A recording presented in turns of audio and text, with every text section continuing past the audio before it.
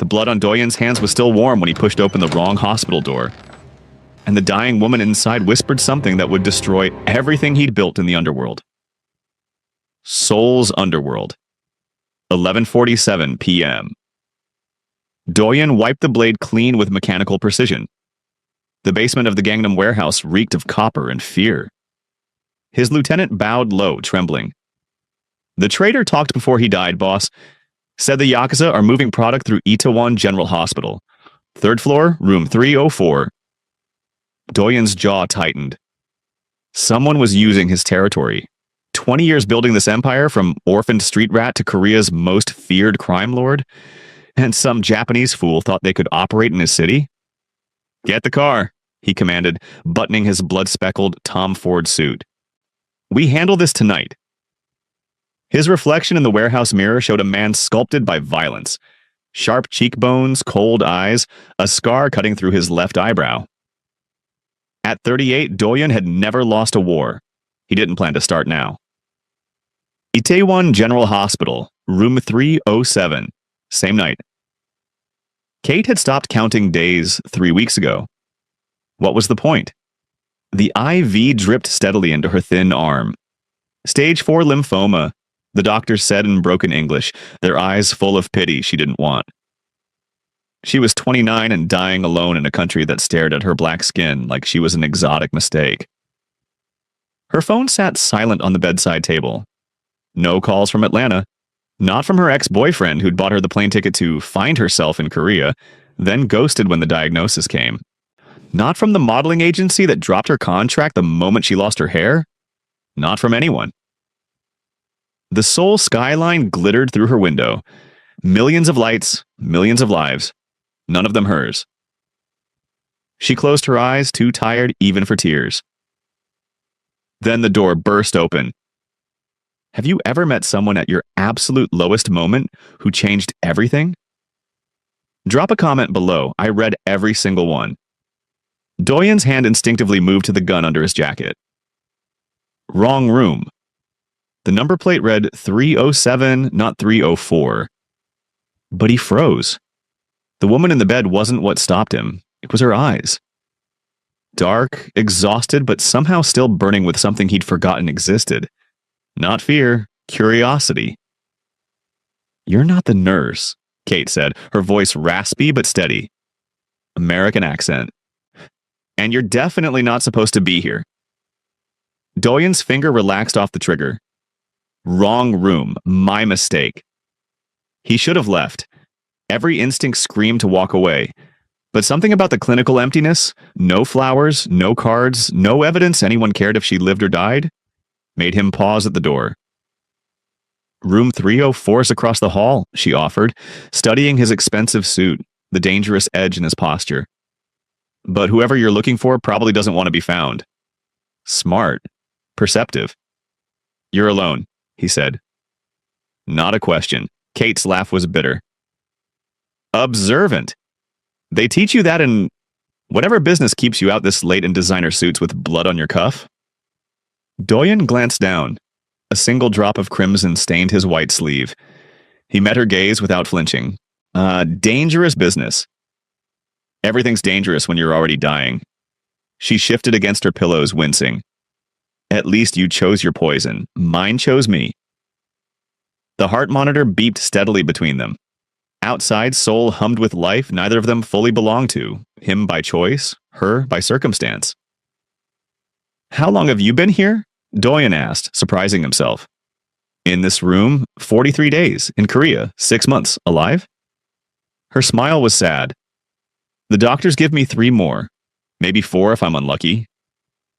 Something cracked in Doyen's chest. Something he'd sealed away after watching his mother die in a room just like this, abandoned and alone. What's your name? Kate. Yours? Doyen. If you're already hooked, hit that subscribe button right now. This story is about to get insane. What do you think Doyen does next? Comment below. Doyen left without another word. Professionalism. Focus. Room 304 was empty. His intel was bad, or the Yakuza had already moved. He should have forgotten her immediately. But driving through Seoul's neon-lit streets at 2 a.m., all he saw were those eyes. 43 days alone, dying in a foreign country with no one. Not my problem, he told himself, lighting a cigarette with shaking hands he refused to acknowledge. His phone buzzed. Boss, the Yakuza shipment was delayed. Tomorrow night, same location. Fine. He hung up, staring at the hospital's fading lights in his rearview mirror. Kate's room. Next morning. The morning nurse was surprised to find expensive white roses on Kate's bedside table. No card. Just 12 perfect blooms that definitely weren't there during night rounds.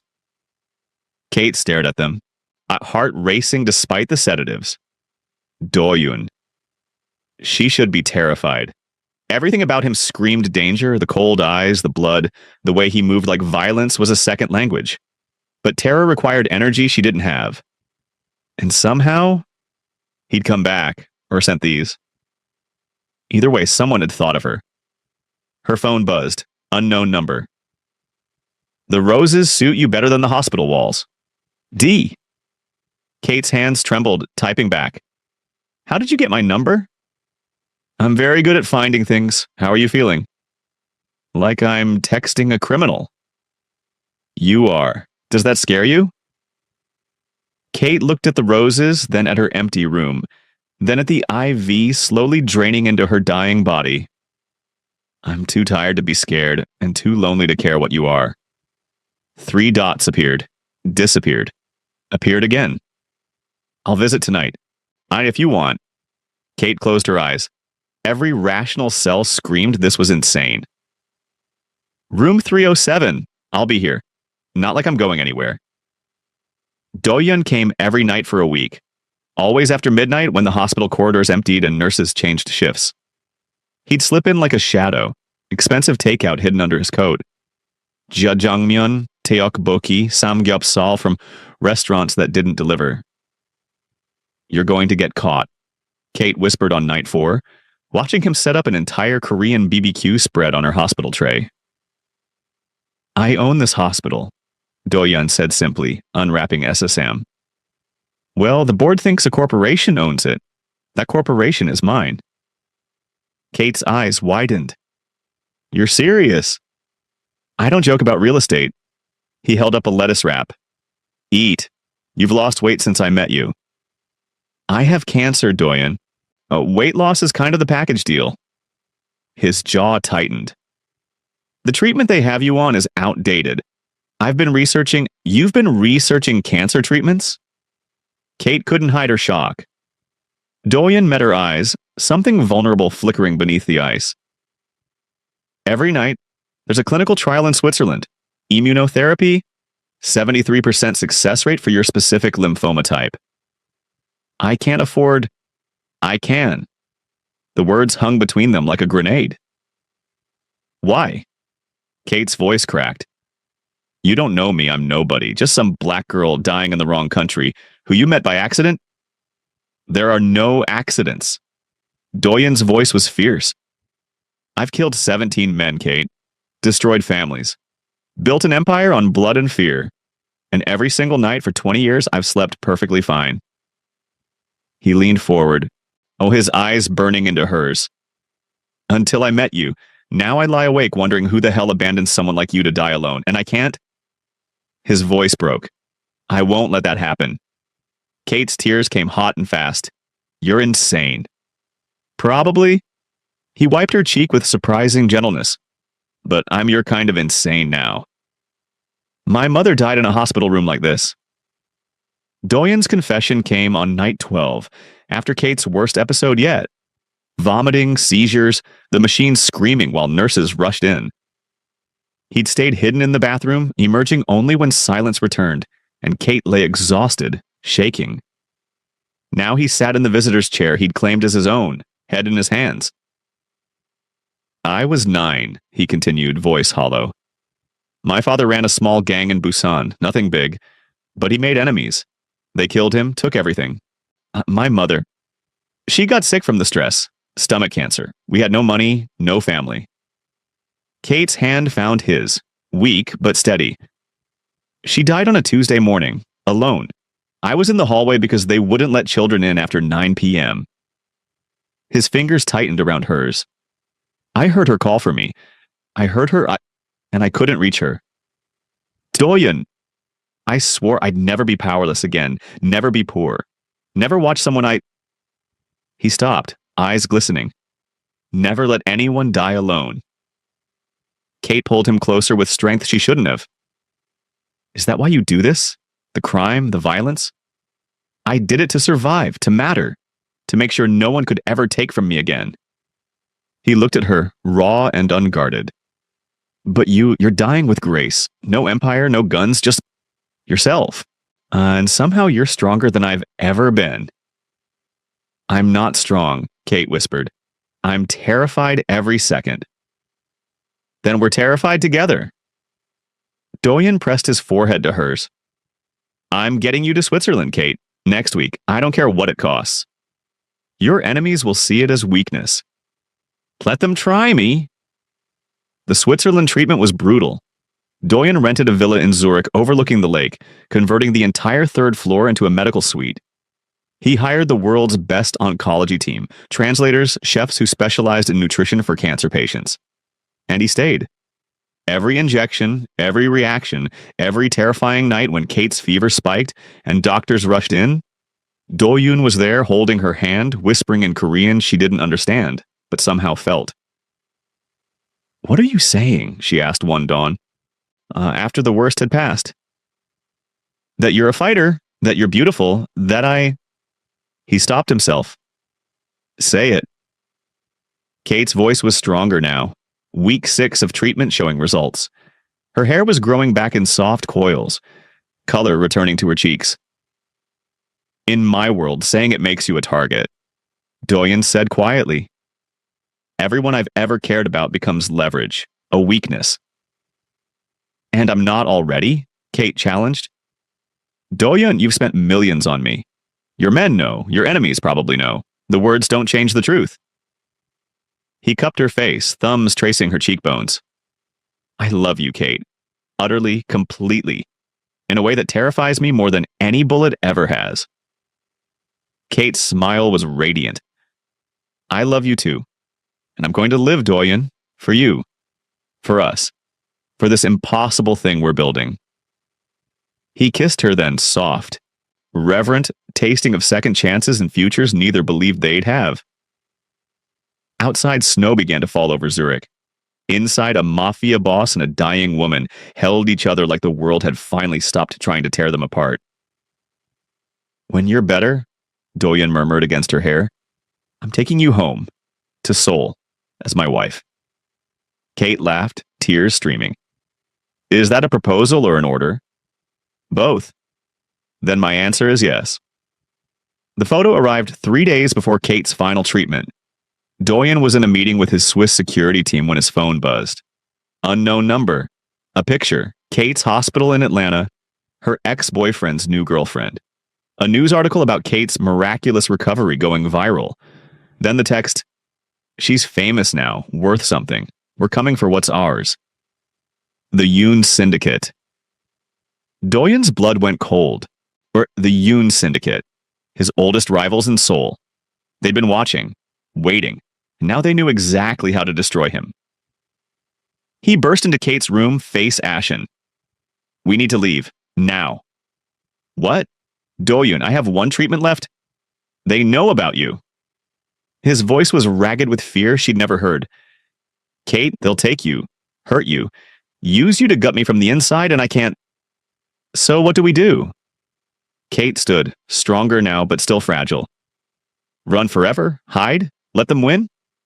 I'm sending you to America, new identity, protection. You'll be safe. Without you? Kate's eyes flashed.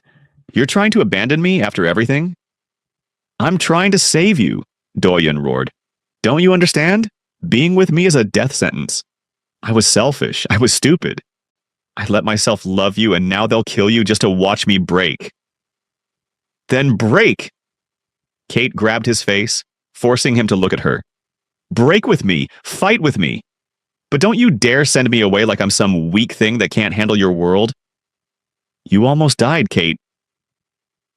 And you brought me back to life. Her voice cracked. The cancer didn't kill me. Loneliness almost did. If you send me away, you finish what the disease started. Do-yoon's composure shattered. I can't lose you. Then don't let go. Oh my god, what would you do in Do-yoon's position?